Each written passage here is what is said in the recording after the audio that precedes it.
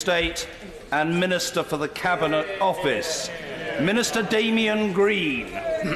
Thank you, Mr. Speaker. I might hang on for a bit.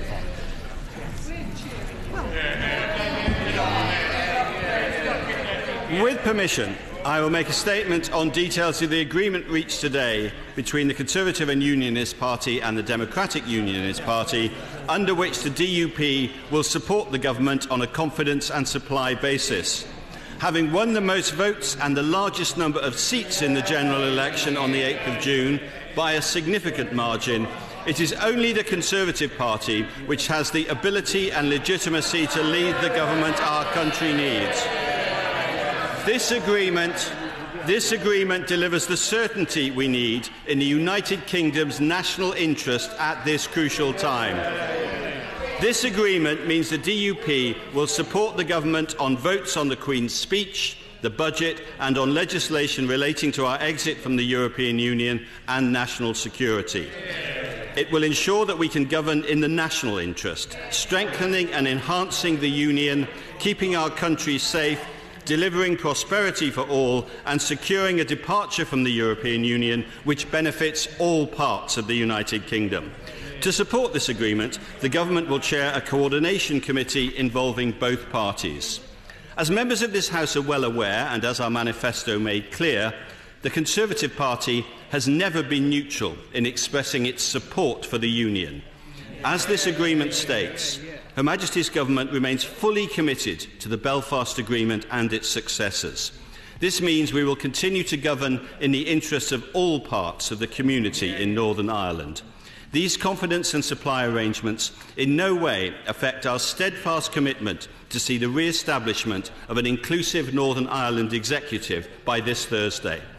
The Government will do everything in its power, working alongside the Irish Government, to bring the talks process to a successful conclusion in the short time which remains. Mr. Speaker, both the Government and the DUP recognise the unique circumstances of Northern Ireland's history and the effect this has had on its economy and people from all parts of the community. This Government is resolute in its determination to deliver for the whole of the United Kingdom. In recognition of our commitment to support growth across all parts of the United Kingdom, we have agreed to provide additional support for the people of Northern Ireland. I hope this part of the agreement will play a positive role in the efforts to re-establish devolved government.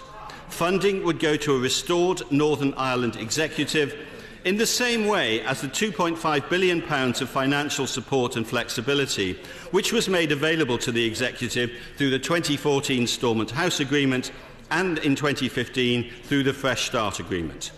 The Government supports further cooperation with the Northern Ireland Executive on infrastructure development in Northern Ireland. The UK Government will allocate £200 million per year for 2 years. Both the Government and previous executives have recognised the integral part digital infrastructure plays in opening up new opportunities for growth and connectivity for both businesses and consumers.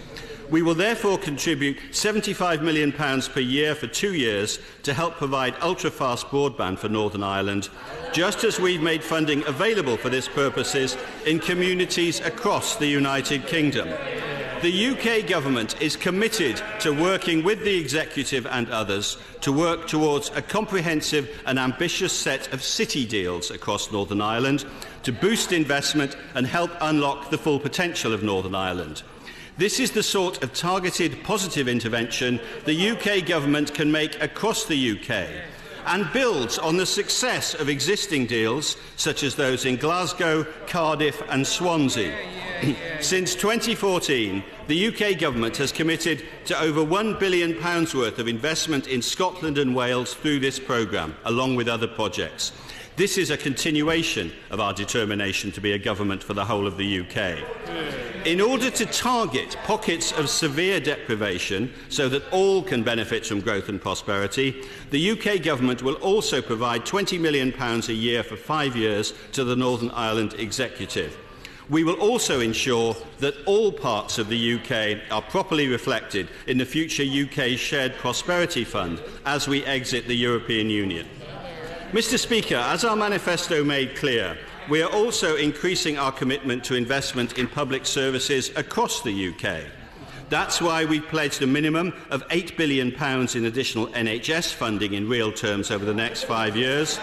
It's also why we pledged to increase funding in real terms per head in every year. Our spending on the NHS in England is also translated into extra spending in Scotland and Wales through the Barnett formula. How that is spent is, of course, a matter for the Scottish and Welsh governments. To address immediate priorities in Northern Ireland, the UK Government will also allocate an additional £50 million per year for 2 years to enable the Executive to address pressures in health and education. And recognising the priority given by the Executive to securing a modern, sustainable health service in Northern Ireland, the UK Government will allocate £100 million per year for 2 years to support the Northern Ireland's Executive's priority of health service transformation. The Government and Executive also agree on the importance of support for mental health, particularly recognising the historical impact of Northern Ireland's past on its communities. The UK, I'm glad the Shadow Foreign Secretary finds that amusing, mental health in Northern Ireland. I find that slightly surprising. The UK Government will provide £10 million per year for 5 years to support the Northern Ireland Executive to deliver this measure. Our general election manifesto made clear that there would be no change in the pensions triple lock before 2020. As part of this agreement, both parties have agreed there will be no change to triple lock for the duration of this Parliament. We further agreed that there will be no change to the universal nature of the winter fuel payment. The Prime Minister said we would listen to what people said during the election campaign, and this is an example of our doing so. Mr. Speaker, as the party with the most seats at the general election, the Conservative Party had a duty to form a government. It is right that we talk to other parties to seek to ensure that the government can provide the confidence the country needs at this crucial time. Mr. Speaker, I commend this statement to the House. Emily Thornberry. Mr. Speaker, this is a shabby and a reckless deal, which has taken the government at least £1 billion to buy, and whose true cost for the future of peace in Northern Ireland could be infinitely higher. The Good Friday Agreement is rightly seen across the world as a model for other countries who are seeking to end conflict, but it is also fragile and relies above all on trust, good faith and the impartiality of the British government. So for the government to be putting such an agreement in jeopardy just to prop up this dismal Prime Minister is nothing short of a disgrace. So can I ask the First Secretary what legal advice the government has received on whether today's agreement is compatible with its legal obligations under the Good Friday Agreement, and will he publish that advice today? Mr. Speaker, I will not waste time discussing the so-called policy agreement set out today. After all, it was not the DUP who forced this government to ditch their plans to hit pensioners' incomes. The British people did that on June the 8th. No, this agreement is all about the money. So let me first ask the First Secretary for some clarity on the funding. First, can he explain how much extra funding will be going to support infrastructure, broadband, health, education and tackling deprivation in the rest of the United Kingdom? No one would begrudge the £1 billion of extra support in for these areas in Northern Ireland, but in Scotland, in Wales and other English regions of the UK, the needs are just as great. So when will the rest of the country be getting its share? Second, the agreement says that there will be a consultation on reducing VAT on tourism in Northern Ireland. Now, just a year ago, the current Minister of State for Security told this House that the government had concluded the costs of such VAT cut outweighed the benefits and that this was not something that the government was going to consider. So can I ask the First Secretary what has made the government change its mind? And in the light of his commitment today to be fair to all parts of the United Kingdom, will he extend this consultation to all parts of the UK, seeking to support their tourism and hospitality industries? And if not, why is he not including the likes of Blackpool or Margate or Colwyn Bay? And thirdly, and finally, and most importantly, can the First Secretary tell us this? Where the extra £1 billion announced today is going to come from? During the election, he was fond of telling interviewers that there was no magic money tree. So what has happened today? Has he found the key to the secret garden? Or is the truth that, like everything else that this government says and does, it can all be ditched if it helps them to hang on to power? No matter the bedfellows, no matter what the manifesto said, no matter where the money comes from, no matter the unfairness for the rest of Britain, and no matter the consequences for peace, that, Mr. Speaker, is no way to lead a government, and it is definitely no way to run a country. Let me deal, Mr. Speaker, with some of the detailed points that the Right Honourable Lady has just made. She seems to think that providing more money for Northern Ireland health and education and broadband and other parts of infrastructure in some ways makes it less likely that an executive will be formed. I can assure her it makes it more likely that an executive will be formed. She asked about infrastructure help for the rest of the country. I'm happy to repeat some of the things I said in my statement and add to them. We are pledged to provide £8 billion of new money for the health service, £4 billion for education, and we have an overall infrastructure fund of £23 billion. So the rest of the country absolutely will share in the advance in infrastructure spending that we have promised. And she asks, of course, about how we can afford this. We can afford this because we have a strong economy after 7 years of Conservative government. It takes some nerve for a party which had tens of billions of pounds of unfunded commitments at the election to complain about targeted infrastructure spending and spending specifically designed to help some of the most deprived communities in this country.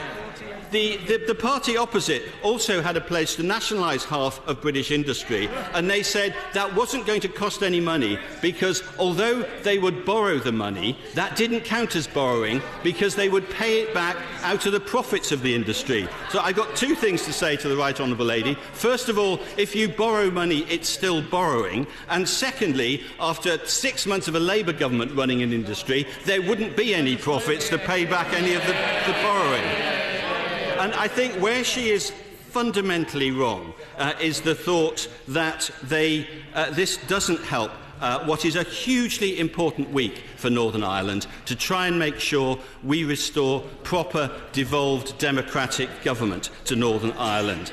I think helping the executive to be set up will be one of the great achievements of this week, and what she has missed is that this extra support, this extra money, goes to all communities in Northern Ireland, run by the Northern Ireland Executive, so that people from all political traditions, all communities, will benefit from this extra money. And I would have thought, frankly, she would welcome that.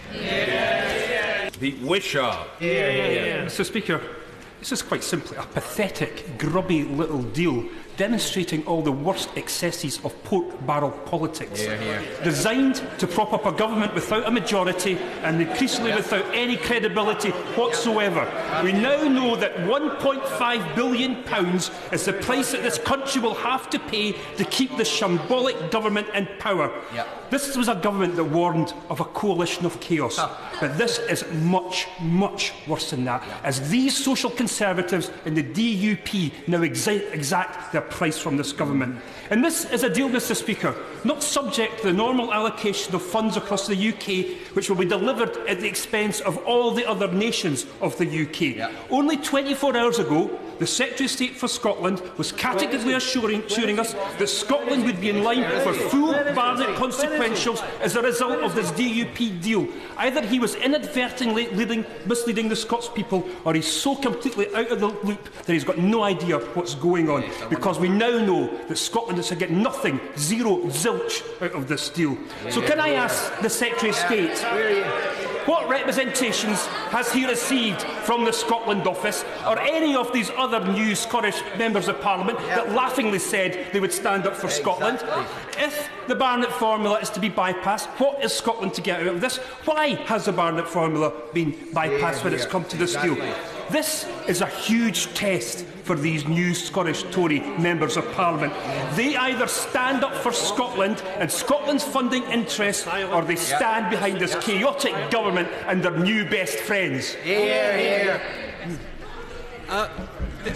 The honourable gentleman is so far wide of the mark that it's almost laughable. He makes a point that this comes from the block grant and specifically says this is outside the Barnett formula. Let me give him some facts about what's happening in Scotland. A city deal outside the Barnett formula for Glasgow of £500 million. A city deal for Aberdeen outside the Barnett formula of £125 million. A city deal for Inverness outside the Barnett formula of £53 million. Would he like me to go on? £5 million for the V&A in Dundee outside the Barnett formula. £5 million for the Glasgow School of Art. £5 million for the Helensburgh waterfront. There is huge amounts of money going to Scotland outside the Barnett formula as well as inside the Barnett formula. And if the SNP don't recognise this, I suggest they go back to their constituencies and find out what's happening in Scotland. I thank the First Secretary for advance sight of his statement. My first thought in seeing it was that the Government had scraped the bottom of the pork barrel in reaching it. I have to tell him, though, I suspect as he will learn in the months to come, there probably is no bottom to that particular barrel. The Government cannot be blind to the fact that this agreement does place in jeopardy their role under the Good Friday Agreement. And that agreement can only be secured if the Government will commit to transparency, not just today, but every step of the way for as long as this agreement lasts. Will we get that transparency? I don't agree with the honourable gentleman that this hinders the formation of a new executive and therefore the implementation of the Good Friday Agreement. I think this agreement will help the full implementation of the Good Friday Agreement. And since what the Confidence and Supply Agreement entails is support from the Democratic Unionist Party for the government's programme in its key areas in this House. The transparency will come when he observes people going through the division lobbies in a public way, as they traditionally do. Can I warmly welcome the First Secretary's statement today?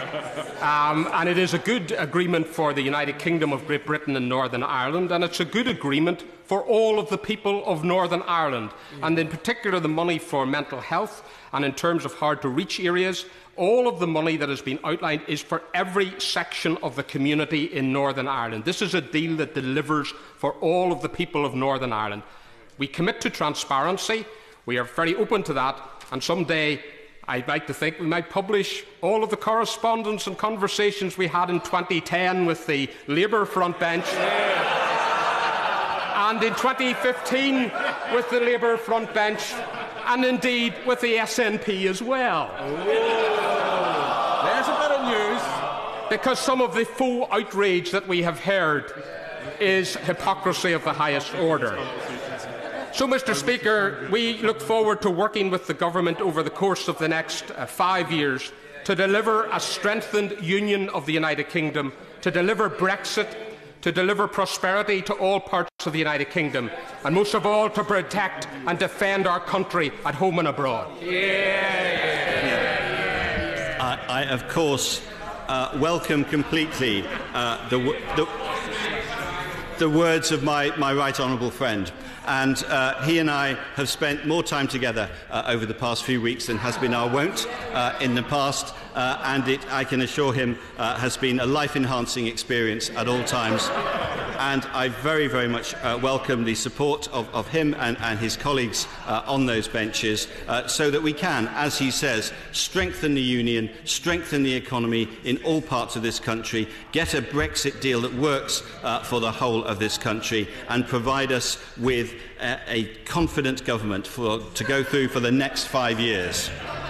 Minister concerned that his performance today is likely to bring crude hypocrisy into some disrepute. The government have just lost an election. They made themselves and the country more unstable and weaker than they were before, in order to again correct problems within the Tory party, they're using this crude bribe. Isn't the answer today is that those MPs who represent Wales and Scotland have got to put our countries first, and the result of this is that the government is making the United Kingdom more divided than ever? I think the problem with the honourable gentleman's analysis is what he started with, that this party lost the election. No, we didn't. His party lost the election. It lost its third election in a row, and we all know the result. We all know that Labour won more seats than most of its own members thought. There are people sitting on those benches there who assumed they'd be out of a job now, and in the spirit of non-partisanship, I welcome them back to this House. But nevertheless, the idea that the Labour Party won the election is a fantasy which I think is dying out even in the wilder shores of momentum. Poorest areas in the United Kingdom, and we haven't got a Barnard formula, and you've only got 4 or 5 MPs, at least the last count I counted, in the north east of England. So obviously we're going to get out. But is he giving our money away? Will we get what we're getting, or we're going to get out? Yeah. If the honourable gentleman wants to come and talk to us about a deal, then I'm sure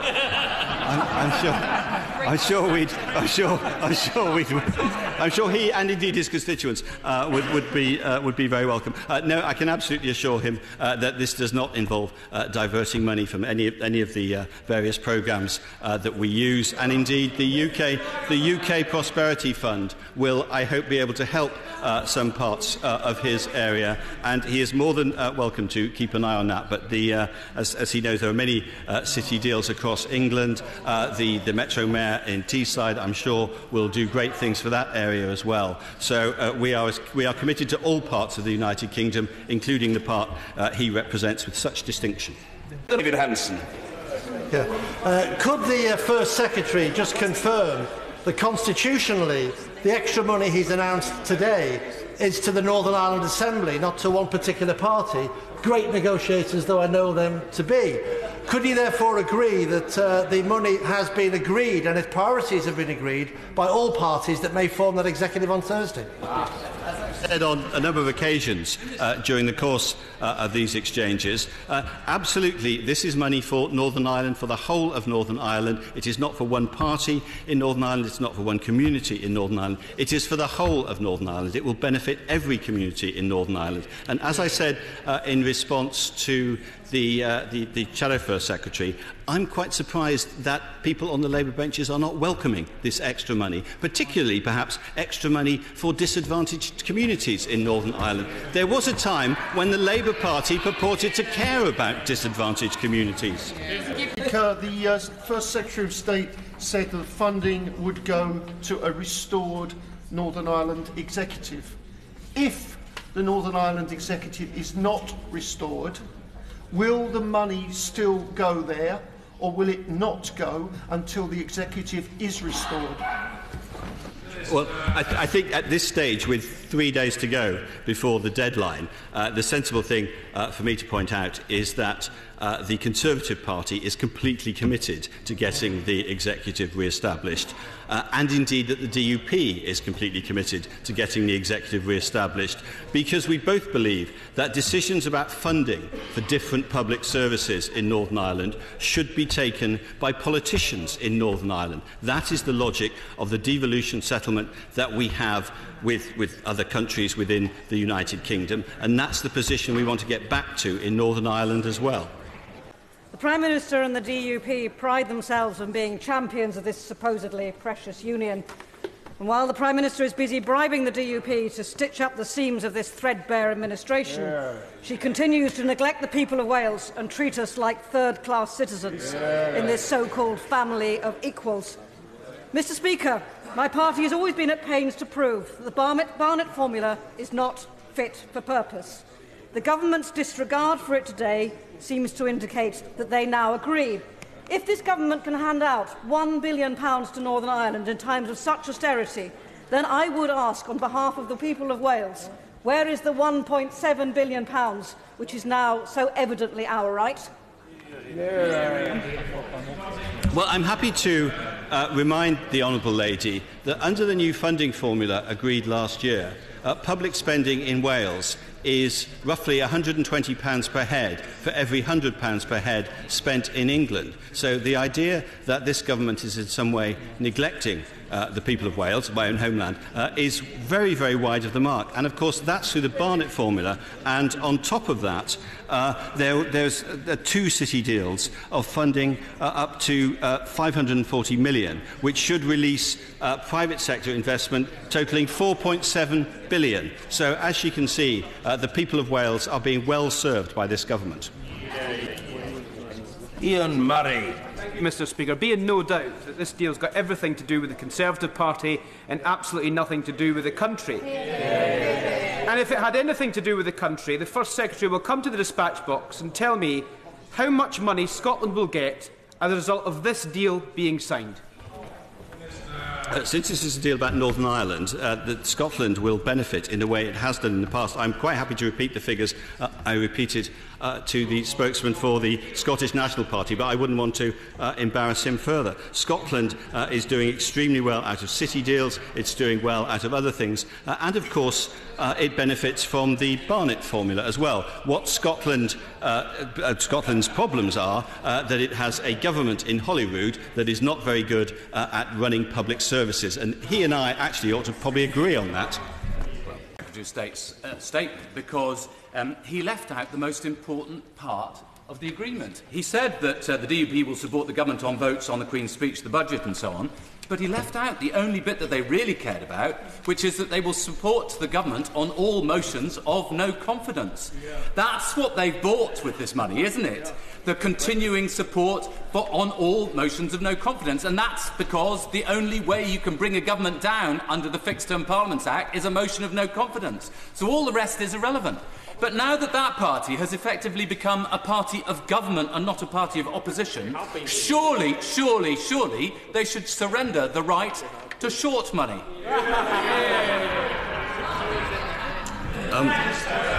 I'm quite surprised that the honourable gentleman doesn't recognise that the addition of large sums of money for promoting infrastructure, for helping people with mental health problems, for helping particularly disadvantaged communities aren't the most important part of this agreement. That seems to me the most important part of this agreement, because it will actually help people in Northern Ireland. It will help disadvantaged people in Northern Ireland. And if the honourable gentleman doesn't accept that that's important, then I feel that he's losing some of his socialist firebrand credentials, which he loves to parade. Joanna Cherry.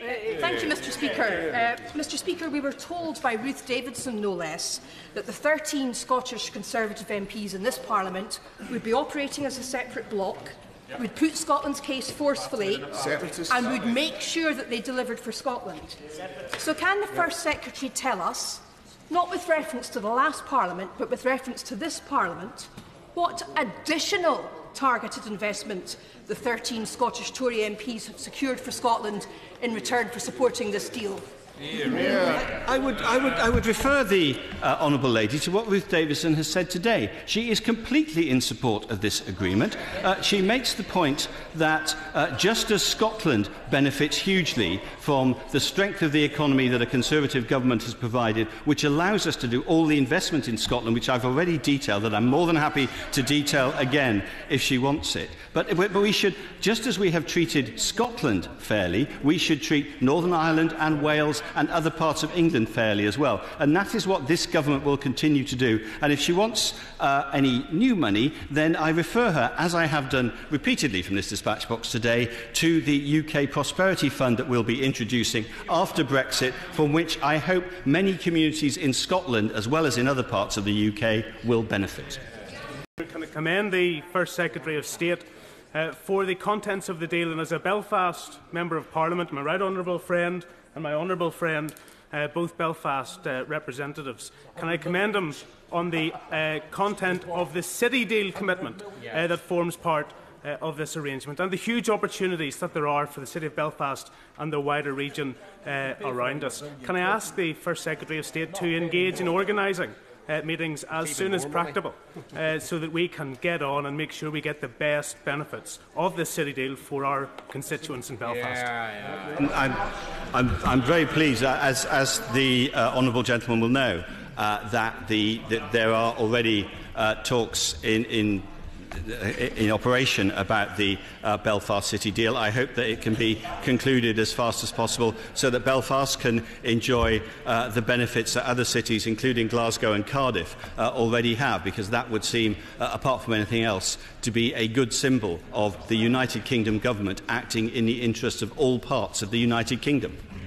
The member for North Antrim mentioned an extra £1.5 billion to Northern Ireland. Under the Barnett formula, that should mean an extra £2.5 billion for Wales. Does the First Secretary of State agree with me that if the Welsh Secretary refuses to find that money for Wales around the Cabinet table, then once again the Tories have betrayed the people of Wales? The money, the new money of £1 billion in this deal is, of course, outside the Barnett formula. And as I've already explained to the honourable lady, under the Barnett formula, every person in Wales receives approximately £120 for every £100 of public spending for every person in England. So I think it is perfectly clear from the figures that Wales is not doing badly out of this formula. The House is disappointed this afternoon that the First Secretary of State has been so vague in explaining where exactly the money is coming from to pay for this deal. And it is therefore incumbent, I think, that the Secretary of State should ask his Chancellor to come to this House to explain how it is that the period of austerity we have suffered so long has so abruptly come to an end. And for him to explain, if we now have the proceeds of growth, how it is that areas such as Yorkshire, the North West, Newcastle, Cumbria is not also allowed to enjoy the proceeds of that growth. All the areas that the honourable lady talks about have indeed benefited from an economic policy that's reduced unemployment to its lowest level for more than 40 years. And I'm happy to assure her that the money in this deal is well within the confines of the the fiscal targets we've set ourselves, so that we are still able to hit those targets of eliminating the deficit by 2025, by the middle of the next decade, and reducing the structural deficit to no more than 2% by 2021. So this does not affect our fiscal targets at all. Thank you, Mr. Speaker. The Secretary of State for Scotland is not in his place. He's no doubt off polishing his brass neck. So I will have to tell the Secretary of State that the city deals arranged in Scotland have come at a cost to local government and the Scottish Government. The UK Government has only put in £678 million, whereas the Scottish Government and local government in Scotland has put in £1.3 billion. Can I ask the Minister how much local authorities in Belfast and in Northern Ireland as a whole are expected to put into the city deals? Only an SNP member could idly talk about only £678 million. Soon we'll be talking about real money. The UK Government and the Scottish Government have joint responsibilities for talking about, it's a Geoffrey Howcott, have joint responsibilities to help the economy of Scotland, and certainly the UK Government is already demonstrably meeting those commitments. I hope the SNP-led Scottish Government continues to do so. Tonight, many of my constituents in Glasgow East will be wondering why our local job centres are being shut when the pavements of Northern Ireland are being made of gold. Can I therefore ask the Secretary of State, was the Secretary of State for Scotland consulted as part of this grubby deal and the finances involved in it, or was the Cabinet's man in Scotland once again frozen out?